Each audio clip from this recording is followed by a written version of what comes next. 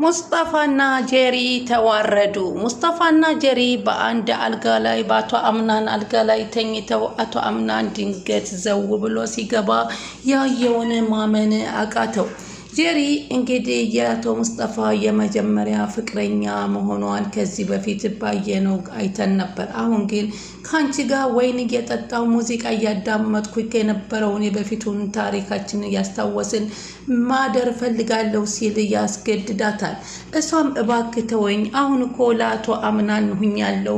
እውነት ሙስጠፋ እስካሁን አንተም ታፈቅረኛለህ ስትል ትጠይቀዋለች። አዎ አፈቅርሻለሁ ሲላት፣ ታዲያ አሁን ለስንት ሰው ሆናለሁ? አሁን እኮ ለአቶ አምናን ሁኛለሁ ቢላት፣ በፍጹም ዛሬ ከኔ ጋር አብረሽ ማተኝ ከሆነ ሁሉንም ነገር አፍረጥርጬ አውጥቼ እዚህ ቤት ያለ ምንም ነገር ትወጫታለሽ ብሎ ያስጠነቅቃታል።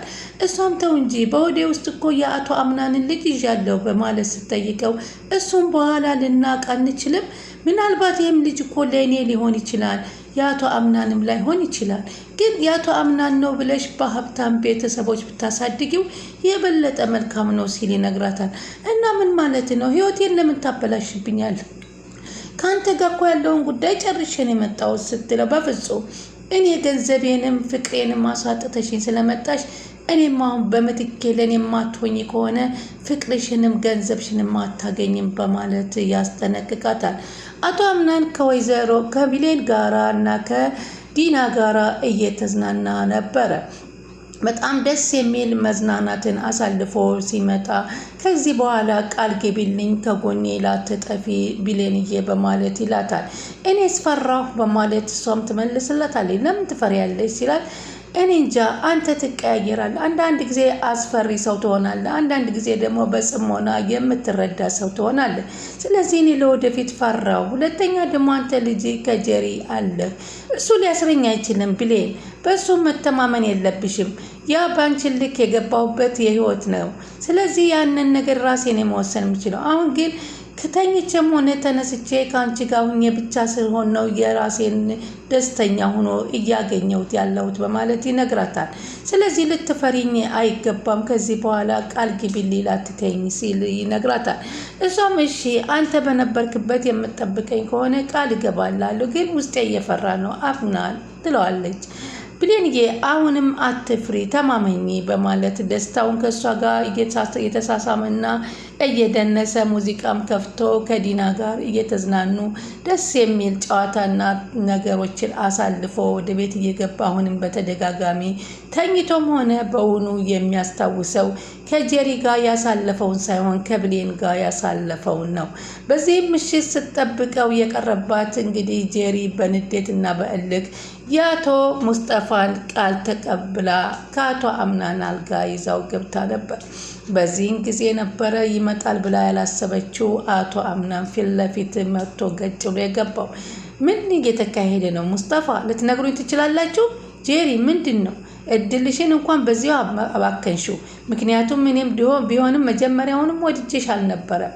ሆኖም ግን ለብሌን መንገድ ከፈትሽልኝ ገባሽ በማለት ሲላት ስቅስቅ ብላ ተነስታ አልቅሳ ከአቶ አምናን እግር ብትንበረከክም በፍጹም ይቅር ሊላት አቶ አምናን ፍላጎቱም አልነበረው። ሙስጠፋ ግን እንዲሁ እንዲደረግለት የፈለገው ነገር ስለሆነ ሲያናግረው እንኳ አልደነገጠም። ሙስጠፋ አሁን ከምኝታ ቤቴ ልትወጣልኝ ትችላለህ በማለት ሲጠይቀው፣ እሺ ግን አንተና እኔ አልጨረስንም፣ በኋላ የምንነጋገረው ነገር ይኖረናል በማለት አስጠንቅቆት ይወጣል። በዚህን ጊዜ አቶ አምናን ምን እየተካሄደ ነው የሚለውን ነገር ለማወቅ ወይዘሮ ሜርሲ ብዙ ነገር በዛ ውስጥ ስለምታውቅ እሷን ለመጠየቅ ብሎ ወደ አክስቱ ሜርሲ ጎራ ሲል ያነበረውና የተፈጠረውን ሲነግራት ሜርሲ ክብሪቷ አቀጣጠለችው። እኔ ሲጀመር እዚህ ቤት ሲመጣ ሙስጠፋ አልተመቸኝም። ከዛም ደግሞ እኔ ቀለል ያልኩ ነኝ፣ ቀለል አድርገሽኝ ሲለኝ ቀለል እንኳ ያልክ አይደለህም፣ እንግዲህ እያደርንና ያለን ብዬው ነበር በማለት ትናገራለች።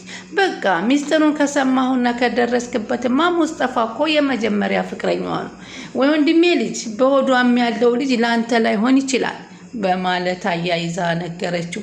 ምን ያልሽ ነው አክስቴ ሜርሲ በማለት እሱም ሜርሲን ሲጠይቃት እንግዲህ ወንድሜ ልጅ ነገርኩ ታዲያ ይህን ሁሉ ችግር እያወቅሽ ለምን እስከዛሬ አልተናገርሽም በማለት ሲላት ምን መረጃ ይዤ ልንገር ብዬ ነው እዚህ ቤት እኮ ሁሉም ሰው የየራሱን አላማ ይዞ እቅዱን የሚያካሂድ ነው ማንን ማን እንደሚያምነው ግራ የተጋባ ቤት ሆኖብናል እንግዲህ ከወይዘሮ ሞርዚና እንደዚህ መሆን እያየ ነው የወይዘሮ ሰማሄር መሞት እያየን ከዚህ በኋላ እዚህ ቤት ውስጥ እኮ ሁላችንም ለነፍሳችን እንፈራለን ስትል ተነግረዋለች ብሌንም በጣም አዘነችና አቶ አምናን በቃ ምንም አይክፋህ እኔ ከጎንህ አለሁ እኔ እስካለሁ ድረስ አንተ ደግሞ ደስታ ሙሉ ነው አንተ የምትፈልገው እኔን አይደል እንዴ ስትል ትጠይቀዋለች አዎ ብሌንዬ ይህ አጋጣሚማ መፈጠሩ ለእኔ በጣም ትልቅ እድል ነው ግን ለምን በገዛ ቤቴ በገዛ አልጋዬ ላይ ሆነ የሚለው ነው ያናደደኝ ሲል በቃ አትናደድ በማለት ሳባ አድርጋ ብሌን ይዛ ሄዳ ከግቢ ወንበር ላይ ቁጭ ብለው ከሚጫወቱበት ላይ ሆና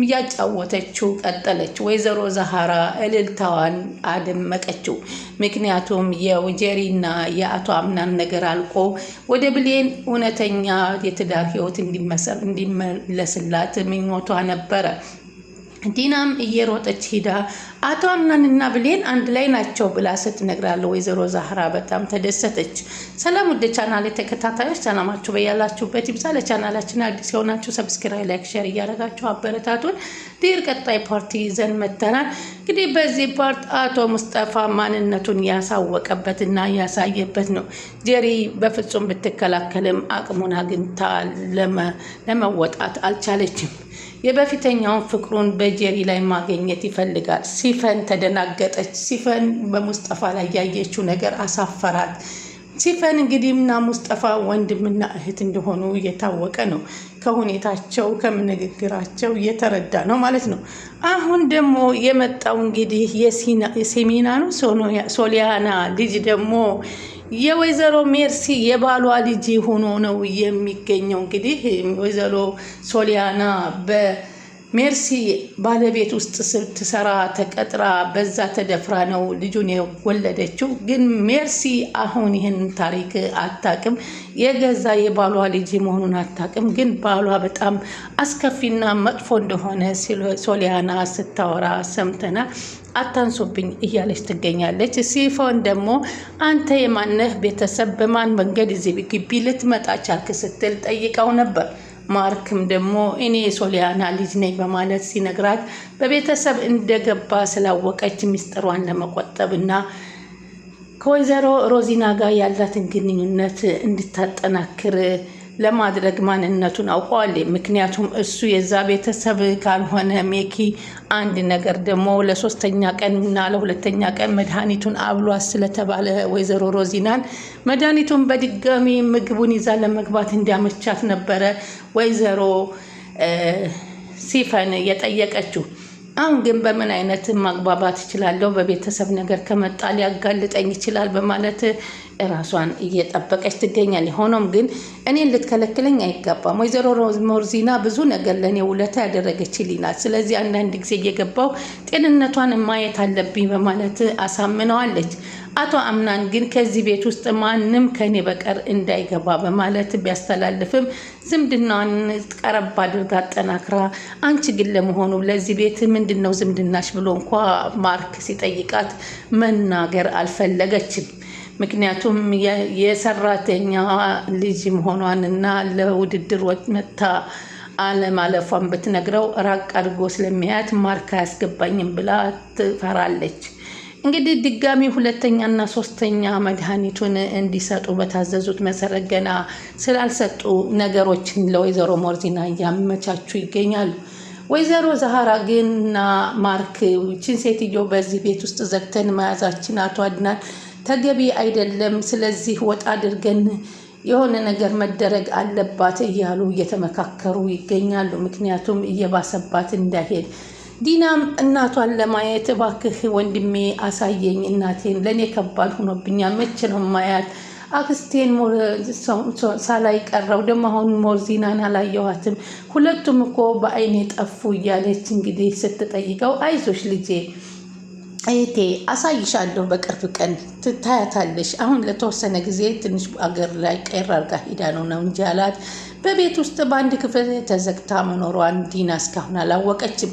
እሷም ልጄን አፈቀችኝ እያለች ለማርክ እየተናገረኝ ነው ወይዘሮ ሞርዜና።